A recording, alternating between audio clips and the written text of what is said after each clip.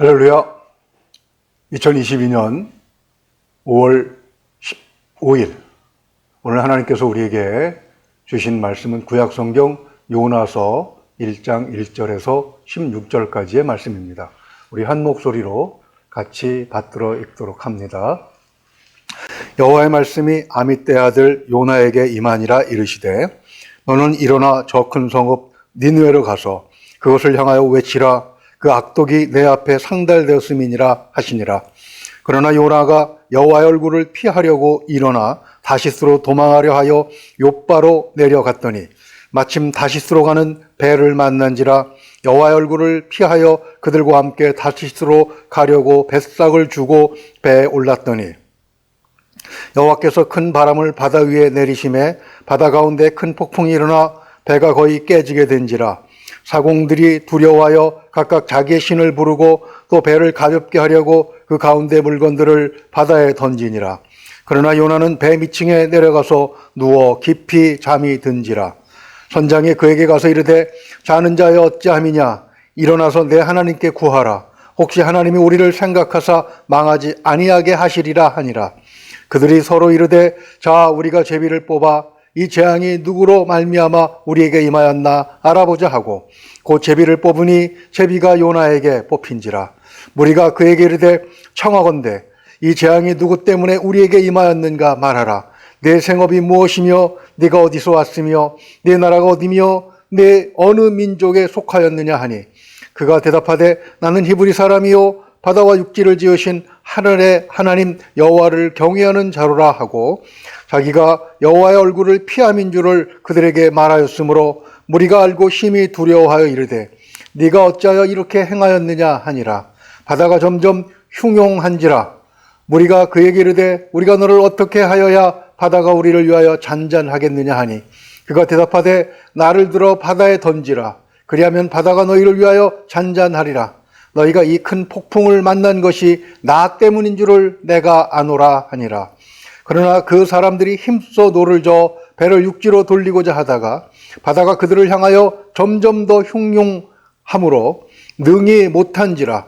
무리가 여호와께 부르짖어 이르되 여호와여 구하고 구하오니 이 사람의 생명 때문에 우리를 멸망시키지 마옵소서. 무죄한 피를 우리에게 돌리지 마옵소서. 주 여호와께서는 주의 뜻대로 행하심이니이다 하고 요나를 들어 바다에 던짐에 바다가 뛰노는 것이 곧 그친지라. 그 사람들이 여호와를 크게 두려워하여 여호와께 제물을 드리고 소원을 하였더라. 아멘. 기도합니다. 은혜가 풍성하신 우리 아버지 하나님, 5월도 이제 중순의 가운데에 있습니다. 나무들이 푸른 잎들을 무성하게 내놓고 들판은 푸른 틀로 뒤덮여 있으며 모든 공기들이 봄의 향기를 우리에게 전해주고 있습니다. 하나님, 어려운 코로나19의 재앙 가운데서도 우리를 보호하여 주시고 여기까지 인도하여 주신 것 참으로 감사합니다. 하나님께서 우리를 보호하시고 지켜주시고 또 지금까지 살아있게 하신 것, 지금까지 활동하게 하시는 것은 하나님의 뜻 가운데 우리가 있기 때문인 줄로 믿습니다. 그 뜻을 우리가 받들어 알게 하시고 하나님의 뜻 가운데서 우리에게 맡겨진 사명들을 감당함에 조금도 부족함이 없게 하시고 또한 하나님의 뜻을 온전히 알게 하여 말씀 가운데 우리에게 주시는 영의 양식을 마음껏 섭취할 수 있도록 이 시간 성령께서 역사하여 주시옵소서. 온전히 믿고 의지하오며 우리 주 예수 그리스도 이름으로 기도하옵나이다. 아멘. 네, 할렐루야. 요나서는 크리스찬에게 매우 친숙한 성경이지요. 그러나 친숙하다고 해서 그 내용이 의미하는 것까지 다 안다고 말할 수는 없을 것입니다. 잘 안다고 생각하기 때문에 오히려 정말 중요한 것을 놓칠 수도 있는 것이지요. 요나서를 읽다가 문득 홍콩의 컨퍼런스에 참석했다가 좀 창피한 일을 당했던 생각이 났습니다. 행사 도중에 자유시간이 주어졌기에 홍콩을 구경하고 싶었습니다. 홍콩 하면 아무래도 우리의 기억 속엔 쇼핑이지요. 홍콩 목회자들에게 아이 쇼핑을 하고 싶은데 어디로 갔으면 좋겠느냐라고 물었습니다. 한 분이 놀라는 표정을 하면서 많이 생각을 하는 것 같더니 안경을 사려느냐라고 되묻더군요.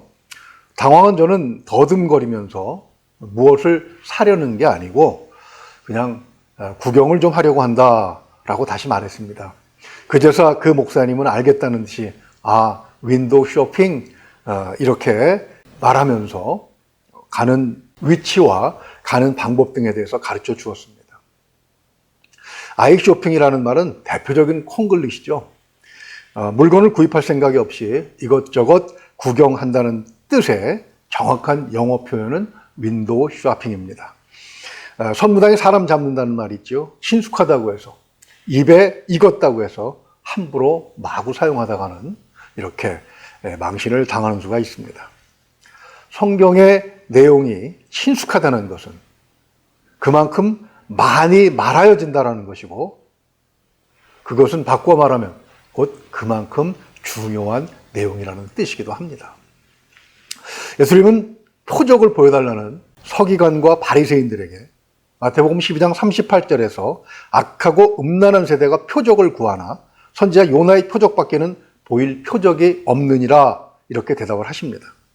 요나서는 이렇게 주님의 고난과 죽으심 그리고 부활 사건과 연결되는 아주 중요한 교리적인 설명을 담고 있습니다. 그렇지만 요나서는 또한 그 내용 자체만으로도 아주 중요한 교훈을 많이 담고 있죠. 오늘 본문을 보면 요나서의 주인공인 요나는 본문 9절에서 자신을 이렇게 설명합니다. 나는 히브리 사람이요 바다와 육지를 지으신 하늘의 하나님 여호와를 경외하는 자로라. 아멘. 그런데 그는 자신이 경외하는 하나님에 대해서 정말 중요한 것을 모르고 있었습니다. 뿐만 아니라 하나님을 경외하는 자로서 자신이 어떤 존재여야 하는지에 대해서도 그는 무지했습니다. 선지자 요나가 모르는 하나님은 어떤 분이시겠습니까? 그 하나님을 경외하는 자는 또한 세상에서 어떤 사람이어야 하겠습니까? 하나님을 모르는 하나님의 사람이라는 소제목으로 생각을 해보려고 합니다. 하나님을 모른다는 것과 하나님을 경외하는 자로서 자신이 누군지 모른다는 것은 동일한 문제를 일으키는 동전의 양면과도 같은 것입니다.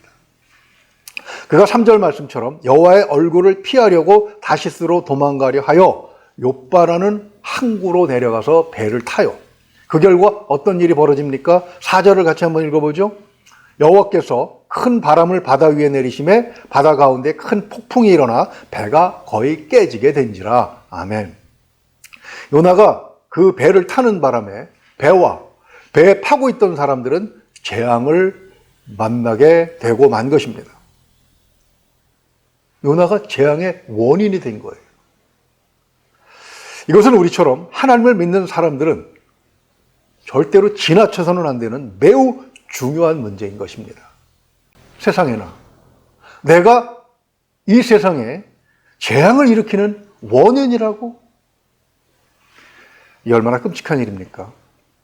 주님은 마태복음 5장 13절 이하에서 너희는 세상의 소금이고 빛이라고 하셨는데 왜 하나님을 믿는 사람들이 세상에 재앙을 전해주는 그런 통로가 된 것이겠습니까? 첫째는 하나님의 낯을 피할 수 있다고 믿는 어리석음 때문인 것을 알 수가 있습니다. 요나 선지자는 왜 다시스로 가는 배를 타게 된 것입니까? 3절을 다시 보면은요, 여호와의 얼굴을 피하려고 했다는 구절을 2번이나 사용하고 있습니다. 배가 풍랑을 만나서 파산하게 된 상황에서 그는 제비 뽑기로 그 재앙의 원인이 자기 때문임을 알았습니다. 그래서 10절 상반절에서 이렇게 대답하죠. 자기가 여호와의 얼굴을 피함인 줄을 그들에게 말하였으므로. 아멘. 3절에서 2번, 10절에서 여호와의 얼굴을 피함이라는 구절이 또 한 번 반복되지요. 구약에서 3번은 완전수를 의미합니다. 즉 요나가 하나님에 대해서 얼마나 철저하게 무지했는지를 강조하는 것입니다. 요나의 시대는 대략 주님 오시기 705년에서 612년 전 사이라고 추측할 수가 있습니다. 요나서 3장 3절을 보면 걸어서 사흘이나 걸리는 큰 성일 뿐만 아니라 3장 6절을 보게 되면 왕이 거주하고 있었어요.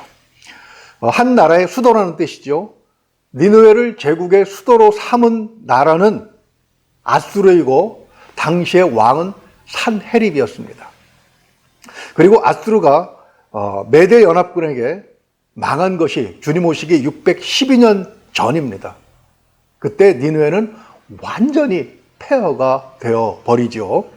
그 시대까지도 사람들은 하나님에 대해서 잘못 알고 있었어요. 열왕기하 17장 26절을 보면 이런 말씀이 있습니다. 그러므로 어떤 사람이 아수르 왕에게 말하여 이르되 왕께서 사마리아 여러 성읍에 옮겨 거주하게 하신 민족들이 그 땅 신의 법을 알지 못하므로 그들의 신이 사자들을 그들 가운데 보내매 그들을 죽였사오니 이는 그들이 그 땅 신의 법을 알지 못함이니이다 하니라. 아멘. 하나님을 그 땅의 신, 다시 말해서 지역신으로 인식하도록 그렇게 정보를 제공한 사람은 누구이겠습니까? 문맥을 보게 되면 아수르에게 멸망당한 이스라엘 사람이겠죠. 그렇게 하나님을 온 세상의 하나님이 아니라 한 조그만 지역의 지방신으로, 이스라엘이라고 하는 작은 민족의 민족신으로 여기는 데에서 오는 문제는 요나가 하나님의 낯을 피할 수 있다고 믿는 것처럼 심각한 문제들을 일으켰습니다. 시편 139편절을 보면 내가 주의 영을 떠나 어디로 가며 주의 앞에서 어디로 피하리이까. 아멘. 이 시는 다윗이 지은 시입니다. 다윗 또한 하나님의 낯을 피할 수 있다고 생각했다는 사실을 우린 이 구절에서 짐작할 수가 있죠. 그의 이러한 하나님에 대한 오해는 밧세바와 간음을 하고 그것을 숨기기 위해서 밧세바의 남편 우리아를 간접 살인하도록 지시할 정도의 큰 범죄의 원인이 될 수 있었던 것입니다. 다윗의 이 오류로 인해 밧세바의 남편 우리아만 죽은 것이 아닙니다. 아들 사이에서 형제간의 사륙전이 벌어지고 아들 압살롬의 반역으로 내전이 일어나죠. 러시아 우크라이나 전쟁에서 보듯이 전쟁은 애꿎은 많은 사람들을 불행의 늪으로 빠뜨립니다. 다윗 한 사람의 잘못으로 인해서 이스라엘 전체가 재앙을 만난 것입니다. 지금 요나가 탄 배가 바로 그러한 상황이죠. 하나님을 지역신으로 여기며 그 낯을 피할 수 있다고 믿는 성도는 자기가 속한 공동체에 그가 가는 곳에서 재앙의 원인이 될 수 있다는 사실을 우리는 잊어서는 안 되는 것입니다. 두 번째로 왜 이런 재앙의 원인이 되느냐? 그것은 깨어있지 않고 잠든 나태함 때문입니다. 요나 선지자가 탄 배는 요나를 태운 죄로 풍랑을 만나 파손되기 직전에 몰렸습니다. 5절 말씀처럼 각자가 믿는 신의 이름을 부르면서 부르짖는 와중에도 배에 실린 짐을 다 버려야 했습니다. 그런 난리 중에 난리가 일어났는데도 불구하고 요나는 배 밑에 들어가서 깊은 잠에 빠져 있어요. 하나님께서 요나를 왜 선지자로 세우셨습니까? 2절을 봅니다. 너는 일어나 저 큰 성읍 니느웨로 가서 그것을 향하여 외치라. 그 악독이 내 앞에 상달되었음이니라 하시니라. 아멘. 하나님께 부름받은 자는 세상에 임하는 재앙을 그 세상에 경고하는 사명을 가졌습니다. 그러기 위해서는 깨어 있어야 하는 것이지요. 이것을 에스겔서는 파수꾼의 사명으로 비유하고 있습니다. 에스겔서 33장 6절을 보면은요. 그러나 칼이 임함을 파수꾼이 보고도 나팔을 불지 아니하며 백성에게 경고하지 아니하므로 그 중에 한 사람이 그 임하는 칼에 제거당하면 그는 자기 죄악으로 말미암아 제거되려니와 그 죄는 내가 파수꾼의 손에서 찾으리라. 아멘. 요나가 탄 배의 사공들은 각자가 믿는 신을 가지고 있었습니다. 우상숭배는 하나님께서 가장 가증히 여기시는 범죄지요. 사실 그들이 풍랑을 만나 죽는다고 해도 억울할 것은 없다는 말입니다. 그러나 그들이 죽은 죄의 값은 에스겔 33장 6절의 말씀에 의하면 요나가 짊어져야 하는 것입니다. 신약시대 크리스찬은 어떻게 파수꾼의 사명을 감당해야 합니까? 주님은 누가복음 21장 36절에서 이렇게 말씀하셨습니다.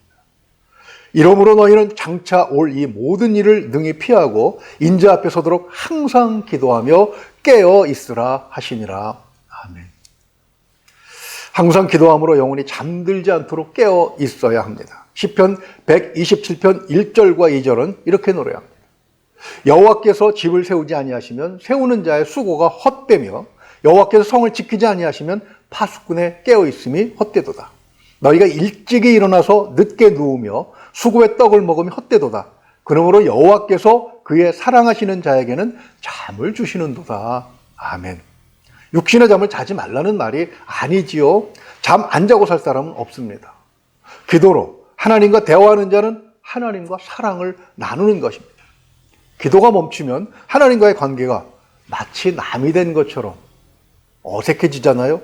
사랑이 식어진 증거는 대화가 끊기는 것입니다.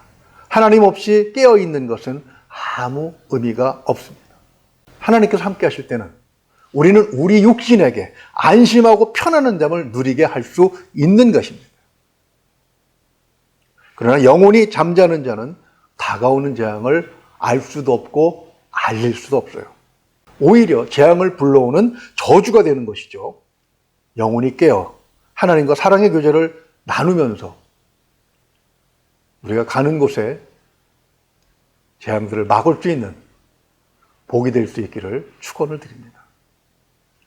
세 번째로 하나님의 사람들, 믿는 사람들이 재앙이 되는 원인은 하나님의 명령을 싫어하는 불순종한 태도 때문인 것을 알 수가 있죠.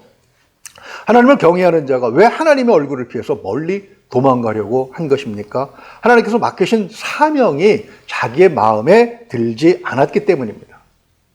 큰 물고기 뱃속에서 죽다 살아난 요나는 할 수 없이 하나님께 받은 사명을 억지로 감당을 합니다. 그런데 놀라운 일이 나요.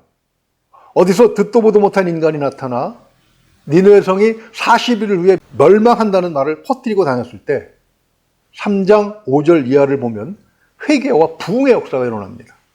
위로는 왕으로부터 낮고 천한 자리에 있는 사람들까지 금식을 선포하고 하나님 앞에 울부짖는 것이죠. 당연히 그 재앙은 그냥 지나갔습니다. 이것을 본 요나는 하나님께 투정을 부려요. 4장 3절을 먼저 보죠. 여호와여 원하건대 이제 내 생명을 거두어 가소서. 사는 것보다 죽는 것이 내게 나음이니이다 하니. 그렇습니다. 저들은 원수예요. 저들이 잘 되는 것이 꼴보기 싫으니 저들을 살려주시려면 차라리 나를 죽여주십시오 하는 것입니다. 요나의 이러한 반응은 그렇게 특별한 것도 아닙니다. 사무엘상 15장을 보면 사울왕은 하나님께서 지시하신 내용이 자기의 마음에 맞지 않아서 자기 좋은 대로 행하지요. 물론 그러다가 버림을 받습니다. 반대로 다윗은 자기를 죽이려는 사울에게 복수를 행할 절호의 기회들이 왔지만 그를 죽이지 않습니다. 하나님의 뜻이 사람의 뜻과 다르다는 것을 알았기 때문이죠. 예수님께서는 짊어지셔야 하는 십자가, 그 짐이 무거우셨습니다. 그래서 그 십자가를 놓고 기도하실 때 누가복음 22장 44절의 말씀처럼 땀이 땅에 떨어지는 핏방울같이 되더라고 할 만큼 그렇게 힘이 드셨습니다. 그러나 주님은 누가복음 22장 42절에서 이렇게 기도하시죠. 아버지요, 만일 아버지의 뜻이거든 이 잔을 내게서 옮기시옵소서. 그러나 내 원대로 마옵시고 아버지의 원대로 되기를 원하나이다. 아멘. 하나님의 명령이 내 마음에 들지 않는다고 제멋대로 행한 요나는 죽을 뻔한 사고를 만납니다. 이스라엘의 초대 왕 사울은 하나님께 버림을 받고 왕위를 아들에게 물려주지 못하고 다윗에게 넘겨주고 말죠. 하나님의 뜻은 우리의 뜻보다 높은 곳에 있습니다. 비록 지금 맡겨진 사명이 내 마음에 안 들지도 모릅니다. 그러나 시간이 지나고 나면 하나님께서 오르셨다는 사실을 우리는 확인하게 될 것입니다. 하나님의 명령에 불순종한 자는 재앙을 몰고 다니면서 타인에게 피해를 주지만 비록 내 마음과 다르더라도 억지로라도 명령에 순종하는 자는 복을 가져오는 것입니다. 그러면 우리는 우리 스스로에게 이런 질문을 늘 해야 합니다. 재앙인가 축복인가? 현실에서 그것은 얼마든지 확인이 됩니다. 교회들 가운데는 전쟁의 재앙을 불러오는데 협조한 교회들이 있습니다. 동영상 한 꼭지를 시청하시겠습니다. 영어로 방송하는 독일의 국영방송인 도이치 웰이라고 하는 그 방송사의 한 꼭지를 제 입맛에 맞게 편집을 좀 해봤습니다. 종교 평론가인 마틴 객이라고 하는 사람과 앵커의 대담 내용입니다.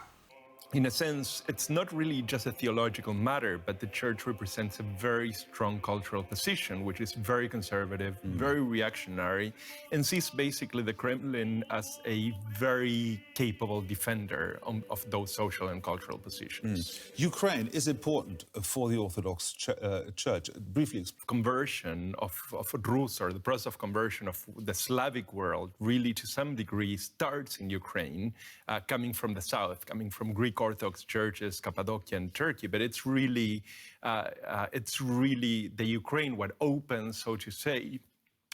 This war as Putin's war to reclaim the Jerusalem, if you will, of the Orthodox Church. Look, there is absolutely no doubt in my mind, at least following sort of the cycle of news and explanations, that there is a very strong messianic. 뭐 그림만 봐도 대충 뜻은 아시겠지요? 마틴은 러시아 정교회가 푸틴이 우크라이나를 침략한 전쟁에 대해서 어떤 입장을 가지고 있는지에 대한 주제를 제기합니다. 그러면서 푸틴은 러시아 정교회로부터 전쟁에 대한 동기를 부여받았는지에 대한 문제도 제기하죠. 결론은 러시아 정교회 대주교인 키릴이 푸틴의 전쟁을 지지하고 있다는 것입니다. 재앙을 지지할 뿐만 아니라 어떤 교회들은, 어떤 성도는 재앙으로 인한 사람들의 고통을 외면하기까지 합니다. 종교의 사명이 강한 힘으로 전쟁을 일으켜서 약자를 침략하도록 동기를 부여하는 것이겠습니까? 절대로 아니지요. 오늘 본문을 보면 분명히 아니라는 것을 우리는 확인할 수가 있습니다. 니느웨를 수도로 하는 아수르는 거대한 제국입니다. 반면에 이스라엘은 반으로 나누어진 아주 작은 소국이에요. 그런데 하나님은 그 작은 나라에서 한 사람을 일으켜 세우시고 강대국 아수르에 미칠 재앙을 경고하고 막아주라고 하시는 것입니다. 어제 뉴스까지 종합해보면 러시아 우크라이나 전쟁은 아주 장기전으로 갈 것 같습니다. 침략을 당한 우크라이나만 재앙이 미치는 것이 아니라 침략한 러시아군 또한 전쟁의 역풍으로 상당히 오랫동안 후유증을 앓을 것 같습니다. 권력자들이야 무슨 문제가 있겠습니까? 당장에 생계 위협을 받는 서민들의 고통은 불보듯 뻔한 것입니다. 이 두 전쟁은 당사자만의 문제가 아닙니다. 파급되는 악영향이 전 세계적으로 미치고 있어요. 밀, 식용유, 석유, 천연가스 등 생필품의 가격의 오름세가 아주 두려울 정도입니다. 누군가에는 큰 재앙이죠. 푸틴을 지지하는 러시아 정교 대주교의 모습은 종교가, 크리스찬이 자기 나라뿐만 아니라 온 세상에 재앙을 가져오는 근원이 될 수도 있다는 사실을 그대로 증명해주고 있는 것입니다. 하나님의 얼굴을 피해 세상 권력의 우산 아래 숨으려는 그런 모습. 그러면서 세상에 밀어닥치고 있는 재앙에 눈 감고 잠들어 있는 영원히 잠든 교회. 하나님의 뜻과는 정반대로 행동하고 있는 종교적 행위들은 그대로 요나의 모습을 담고 있지 않습니까? 성호를 걷는 푸틴의 모습 얼마나 가증스럽습니까? 그런 푸틴을 지지하고 그에게 축복하는 러시아 정교의 대주교 키릴의 모습은 또 얼마나 한심합니까? 자, 그러면 우리는 어떻게 해야 되겠습니까?